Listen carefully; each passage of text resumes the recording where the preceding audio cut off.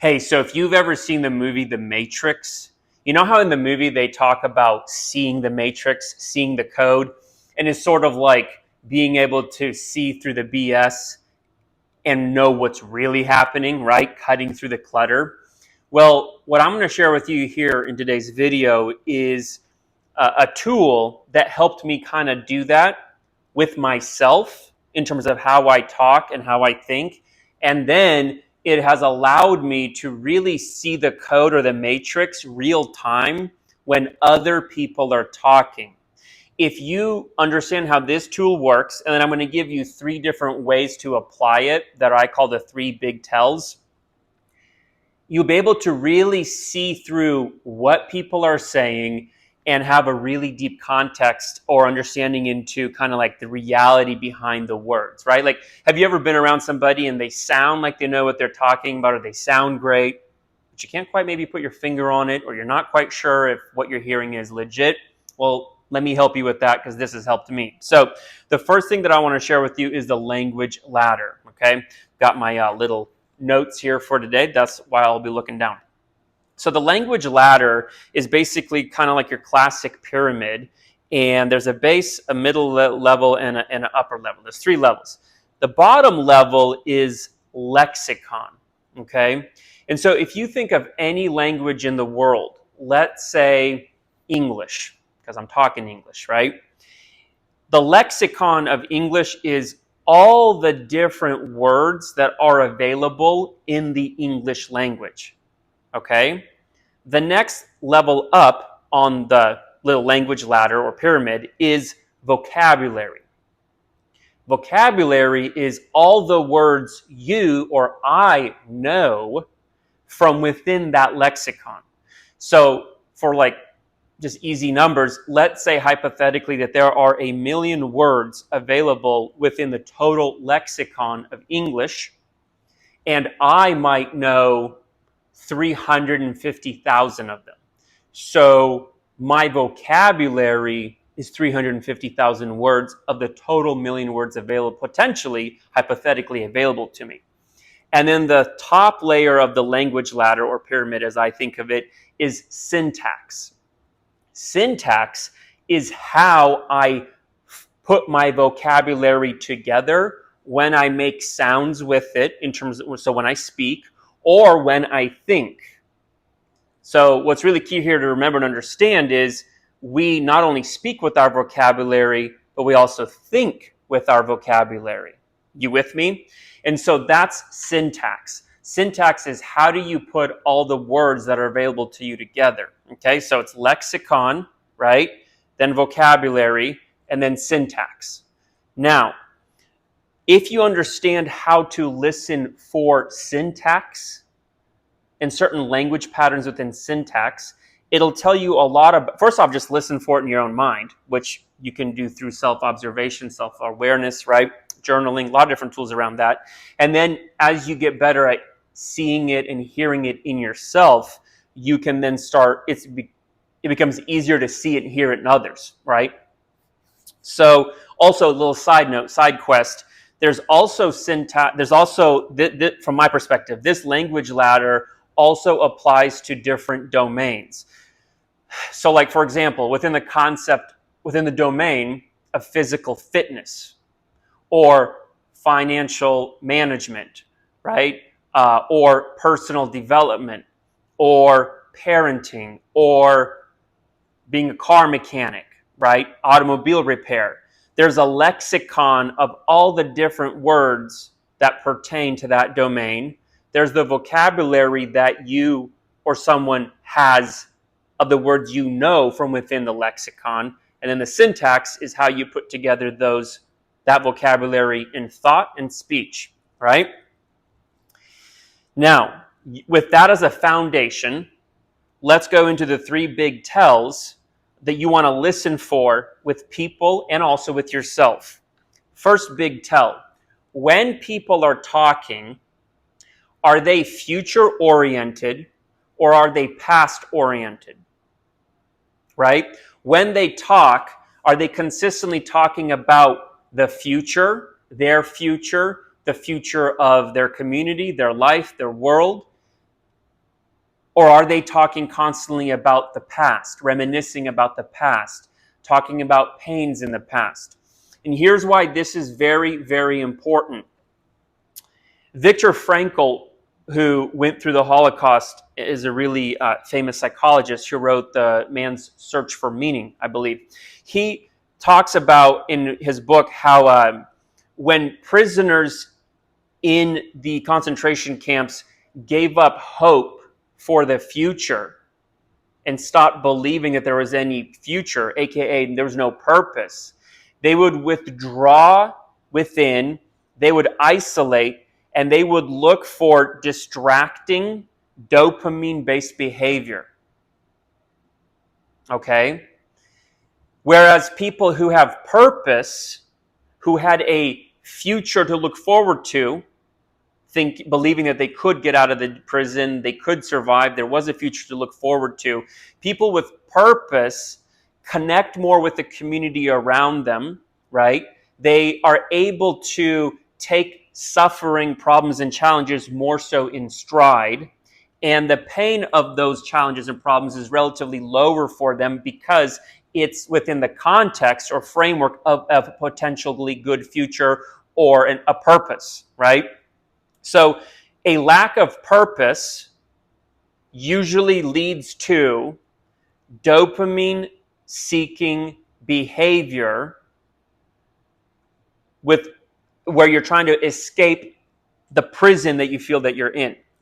And people who often talk about the past or are always using syntax about the past oftentimes are living in a self-created prison where they feel like they have no purpose, they really have nothing big to live for, they don't believe in themselves, they don't have anything to look forward to.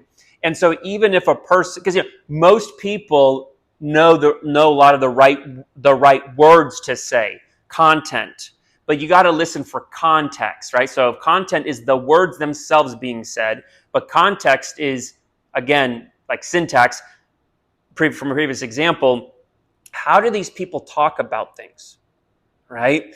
And if a person is constantly past-oriented in their language, listen for that closely, and you'll be able to infer, highly likely, that that person is not purpose-driven, doesn't have a strong vision, doesn't have a future that they're looking forward to and working towards. So their disposition is most likely very reactive, okay?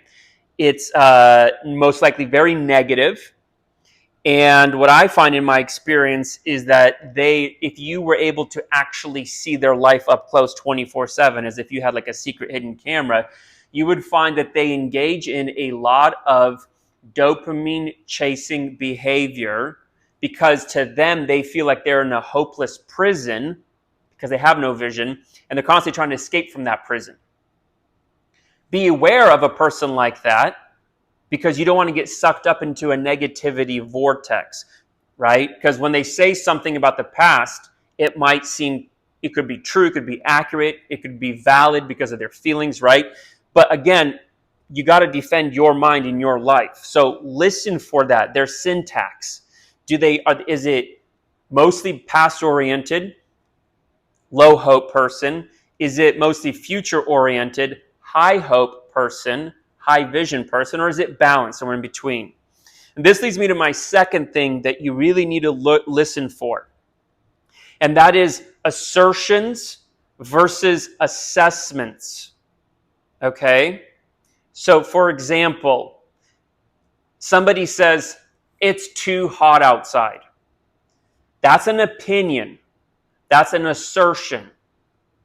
An assessment is, it's 93 degrees outside. Fact. Okay? So it's really feelings, facts. Another example is, an assertion is, that car is driving way too fast. Right? That's an assertion. That's my opinion. That's my feeling about it. Versus, that car was driving at 67 miles per hour. Assessment.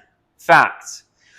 If you want to really take a deep dive into this and see and realize just how much modern media is filled with with assertions, perspectives, feelings, facts, and not assessments, try to do this. Get a newspaper, okay? I read about this in a book once called The Power to Transform. Get a newspaper, pull out a highlighter, right? And then take any story and go through it and read it and highlight everything that is seems like an assertion or an assessment. So pick one or the other and then highlight only those things. I like to highlight assertions. Why? So, for example, an article might start out by saying something like, the CEO of the company got looking very disheveled, tired, and you could see that he felt anxious. The only assessment there is that the CEO got on stage to speak. Everything else, looking disheveled, looking tired, you could tell he was anxious, was an assertion. Watch videos on YouTube with the sound off and just read the captions, right? I find it easier to catch assertions versus assessments when you don't hear the speaker speaking, because you don't hear their tonality, their inflection, their passion, their energy. So you're able to read it through your mind and look for the percentage of times that something is just simply a matter of perspective versus an actual fact. This is especially easy to do with anything to do with politics right now or ever. And I don't care if you're on the left, right, middle, up, down, whatever. And actually, if you really want to grow yourself, if you want to really grow your consciousness and your ability to see through the matrix, go listen to some far left YouTube channels or podcasts. Go listen to some far right YouTube channels or podcasts. Go listen to some like middle of the road or libertarian stuff or whatever, and do it purely for just listening for assertions versus assessments. Guys, you will be amazed at how, I think, dang near 80% or more of everything that we read in newspapers, magazines, hear in videos, etc., is somebody's assertion, not an assessment. And back to the newspaper example, pick a politically charged story, okay? And again, for a second, take bipartisan politics out of it and approach it from the mindset of, I want to be Neo and I want to see through the matrix, right? Go into it and just highlight everything that you can like catch as an assertion. And what happened for me at first is I had to go back multiple times to the same story and be like, no, actually that is an assertion. That's not a fact. That was the person's perspective, right? And so just do that, okay? And you will find that when you're done highlighting that story, there's like a few bits of assessments and everything else is basically an opinion piece, okay? Also, do this. You can try doing this with like 20 headlines, just any 20 headlines in any domain. And just look at the headline of an article and the subheadlines especially. Those are usually super loaded with trying to force meaning into your mind on how to interpret the headline, and just highlight what is an assertion versus an assessment, okay? Because what's happening is if you're not aware of lexicon, vocabulary, syntax, and if you don't know how to create like a defense system in your mind for your syntax, all the messaging we're getting bombarded with today from any and all people and domains, and this is from your girlfriend, your boyfriend, your husband, your wife, your kids, politics, government, like the whole thing, right? All inbound messaging is so often assertions, right, from people based upon their feelings, perspectives, etc. And they're trying to control your syntax, right? They're trying to control the meaning of what it is that they're saying so that you agree with the meaning. Whether it's your 5-year-old child trying to get you to let them have more ice cream, or or stay up late, right? Or it's your spouse, or it's your boss, etc. So I'm just trying to bring your awareness to this of listening for people's syntax. Okay? Side quest here, side topic. When I started learning this and applying it, I found that it was a lot easier to start becoming less reactionary because I could see through the clutters, kind of see the code as it was happening, right? And the thing is it also helped me to understand that, most people when they're communicating, I don't think they're malicious, ill-intentioned, or nefarious. I think that we just have this autopilot vocabulary and syntax of how we go about trying to accomplish our goals in life, right? Big goals, small goals. So, but again, just for me, it helped me to become less reactionary and a lot more calm and take things less personally. It might do the same for you. And so the third tell that I want to go to is what, how, why. There's 3 levels of understanding something, anything. What happened? How did it happen? Why did it happen? Right? So what happened? A car drove into a tree. How did it happen? Well, the water was wet. The road was freshly rained on. There was a lot of oil slick, and when the car was driving at a high speed limit, and when the driver hit the brake, the car slid into the tree. Why did that happen? The driver was drunk, looking at their phone, coming up to a stoplight that they didn't realize had turned red, and when they looked up and saw red, they reacted, didn't see how fast they were going, right? Slammed the brakes instinctively, and then the rest happened. That's like a really crass, simple, basic example, right? Another example, your spouse or significant other is upset at you. So what happened? They snapped and yelled at you. How did it happen? With their words, with their words, angrily, sitting at the table having dinner. Okay? Why did it happen?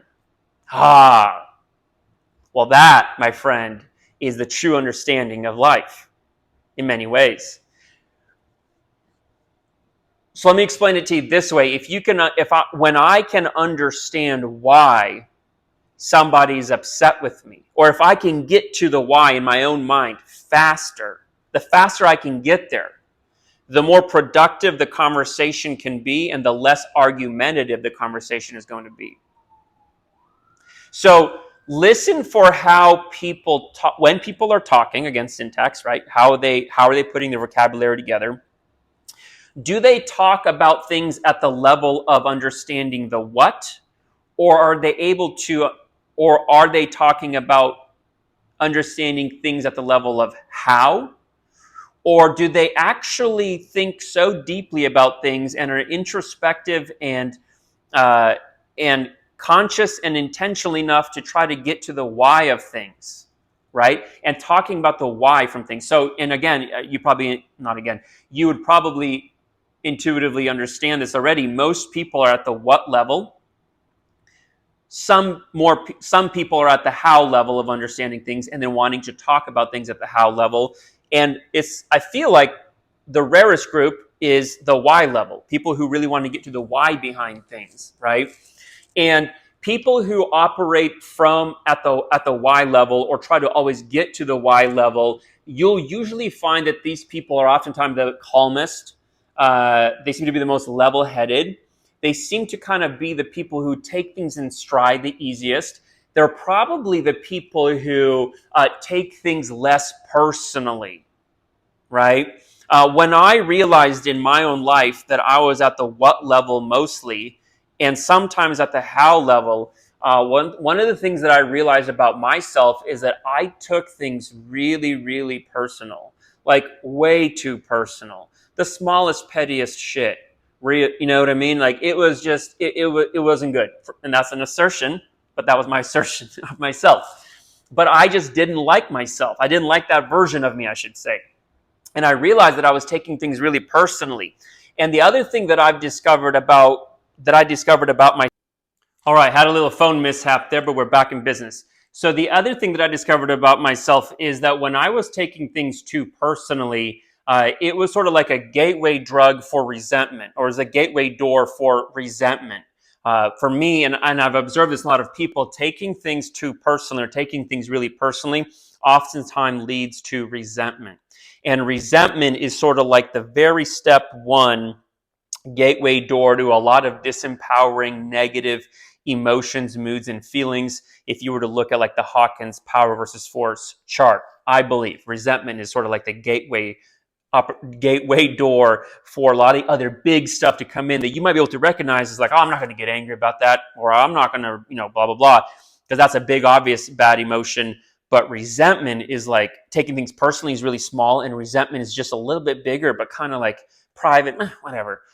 But that really stacks up over time. Now, people who operate at the what and the how level, I've found, and I'm not a psychologist, or anything like that. So I'm not saying this is like clinical advice. This is my own personal observations of myself and people in my life, and the many, many people that I've worked with in the entrepreneurship field with my programs, is that when people operate at it seems to me that when people operate at the what and the how level, they seem to take things more personally, because they're reacting to the what and the how instead of trying to figure out the why, right?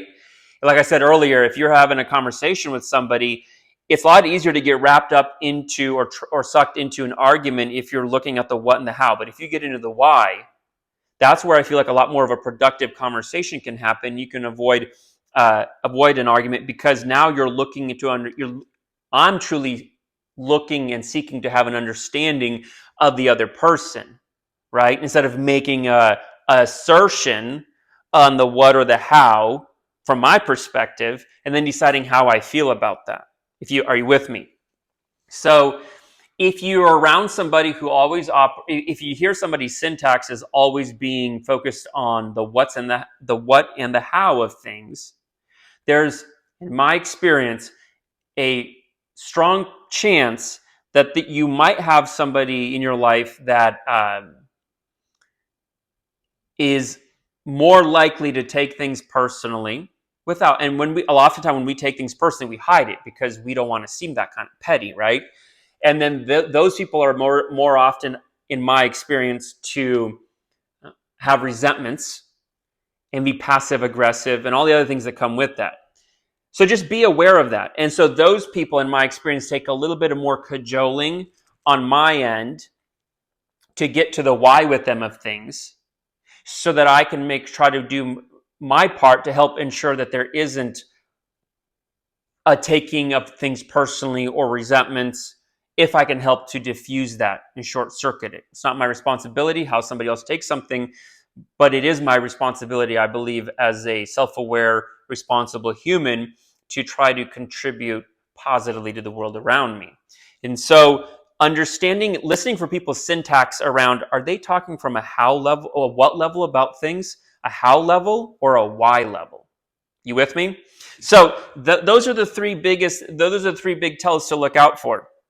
Are they future or past oriented in their language? And I explain the meaning behind that. Do they heavily speak in assertions only, or do they have a significant amount of assessments when they talk about things, right? And that's really important to listen for in terms of context, aka syntax. And then also, when they talk about things in general in life or about something specific, are they talking about what, how, why?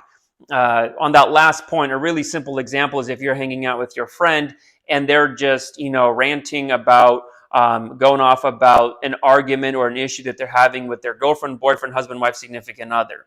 If they're talking about somebody, that other person at the what level, just listen. Be a friend, whatever you think that is. And then try to guide them to the how, and then try to steer the conversation to the why.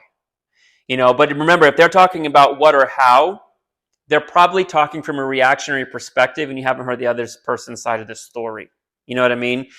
Now, what's going to happen is if they're talking from the why perspective themselves, they're probably going to be less ranty and ravey. Are you with me? But those are the three big tells to listen for in terms of seeing the matrix, to know where a person's at in terms of their psychological terrain, their overall probably disposition in life, how they might actually secretly take things personally or not take things personally, right? Do they do research, and are they grounded in at least some decent percentage of assessments, or are they purely assertion, which means that their syntax is probably being imprinted and wired by their surroundings, their environment, based upon whatever they subject themselves to and open themselves to in terms of friendships, relationship, community, media, content, right? And then do they live in the past, which means they probably have no purpose and they're engaged in a lot of dopamine-based escapism behavior to get out of this feeling of this self-perceived prison that they're in, or are they future-oriented? If you have anything to add to this in terms of things that you listen for that help you to kind of see through the matrix with people when you're talking to them, please comment below. Would love to hear that. And if you have any questions or feedback about the video, would love to hear that as well. So comment below. And if you got value out of this video, I would appreciate you hitting that like button. In fact, mollywhopping the ever-living lights out of it, because it does help me with getting this content out to people. And again, if you like what you heard here today and you found some value in it, then please subscribe so that we can continue the journey together.